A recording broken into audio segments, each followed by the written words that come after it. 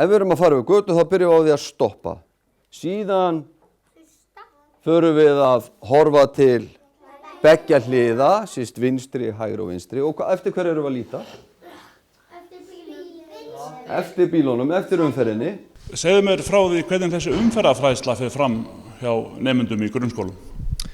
Þetta svona hluti af þessari heilsu- og forvarnaviku sem núna í Reykjanesbæ. Í gær vorum við með forvarnadag ungra ökumanna við 88 ásið. Í dag Háleituskóli og fer ég í alla bekki, fyrst upp í 7. bekk. Og áherslan náttúrulega umferðaröryggi, númer 1 og 3, að vera sýnilegur í umferðinni, hvort sem það dagur að þessi spyrta eða myrkur, nota endurskinn eða þannig fatnað að maður sjáist vel. Hvernig við nota götuna, hvernig við fara yfir götuna og hvernig ná sambandi við bílstjórana, nota augun. Og síðan það náttúrulega hvenær þau með að sitja fram í, það sem loftpúði. Það ákveðin hæð en ekki aldur. Hvað eru mörg börn á myndinni? 4, má sjá hverju segja 4? Ég minni á að hugsa sjálfstætt. Já. 1, já. En hverju segja 2? Ég segi 2. Það kíkjum á myndina. Hérna bíll og hérna eitthvað sem lýsir á. Hvað þetta? Þetta ykkur sem notar endurskinsmerki af því það myrkur. Og síðan þetta náttúrulega allt eftir aldursstigi krakkana, hvaða áherslu ég legg á. Og síðan það, fer ég aðeins inn á í eldri bekkjónum varandi eineltið og notkun, ábyrga netnotkun. Og einelti á náttúrulega stað bæði utan netsins og innan. Þannig að ég fer svona í gegnum þætti sem þau sýni ábyrgð í netheimilum, eins og bara í lífinu sjálfu. Og hvernig eru nemendurnir að meðtaka boðskapinn? Þau bara vel. Ég búinn að hitta þau mörg frá því þau voru í leikskóla, en þetta náttúrulega eins og með annað. Það þarf að hitta þau reglulega og rifja þetta aðeins upp og fara yfir þetta, en annars þau kunna þetta, en náttúrulega í hitta leiksins þá vilja börnin oft gleyma sér í reglunni og þá verða kannski slysinn. Þannig að maður svona innbra á þessu og halda þessu gangandi. Haustið kannski svolítið líka mikilvægur tími til þess að fara yfir þessar reglur. Það svolítið að breytast birtan á morgnana og annað, þannig að þetta gott að komast í skólan og innbra á þessu.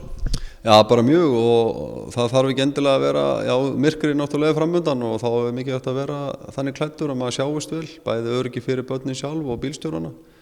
Og eins náttúrulega það dagsbirta, eins og bara hábjartur dagur, sólin lágt á lofti og þannig að þetta greiða mikilvægt að vera náttúrulega bara vel sýnilegur og að hafa regluna á baku eyrað og fara eftir þeim, ekki bara muna þær. Þú fórst yfir hjálmanotkun til dæmis. Hvernig síðan farið eftir þessu úti í umferðinni? Eru börnin að nota hjálminn? Já, svona hjálmanotkun barna frá ég maður segi leikskóla og svona upp í 5. bekk, 5. og 7. svona nokkuð góð.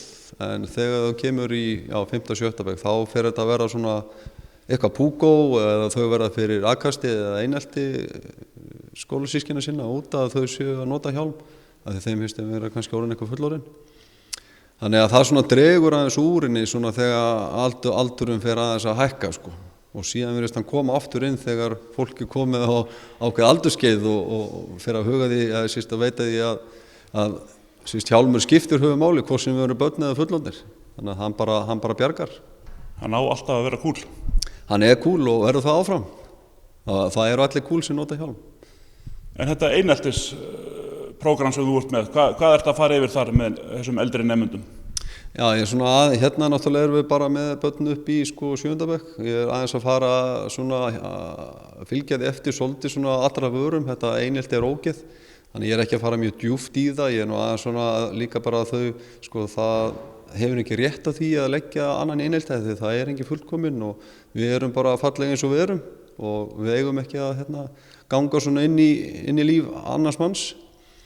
Þannig að svo náttúrulega í eldri stigum og þá fer ég svona meira út í þessa ábyrga netnum, hvað varst að gera þarna og hugsanlega hvað það geti þýtt fyrir þig ef að þú særir æru annars manns samkvæmt hegningarlögum, þá þetta að refsa þeir fyrir það að með myndbirtingar og aðra ærumeiðingar, þannig að þau átti sér bara á því hvað reglur gilda þarna á netinu eins og bara í lífinu.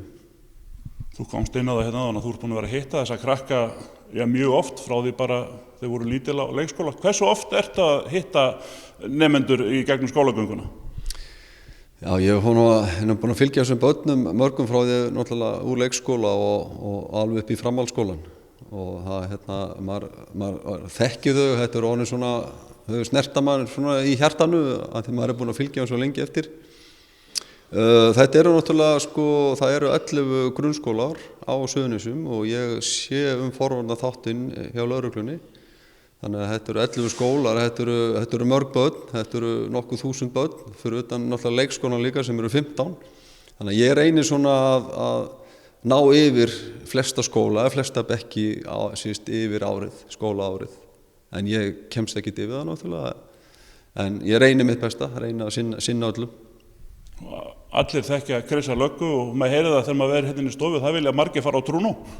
Já, maður er náttúrulega búin að vera lögga í 28 ár núna á þessu ári og er búin að vera í þessum forvarnamálum síðan 92-93 og það kemur óvart ef það er eitthvað barn hérna sem veit ekki hvað Krissi lögga er, þá er það sennilega barn sem er nýflutt í sveitafélagið. Þið munið þetta sem við erum að tala hafið þetta svona á bakvið eyrað og verið rosalega duglega að fara eftir öllum reglunum og vera sýnileg í umferðinni.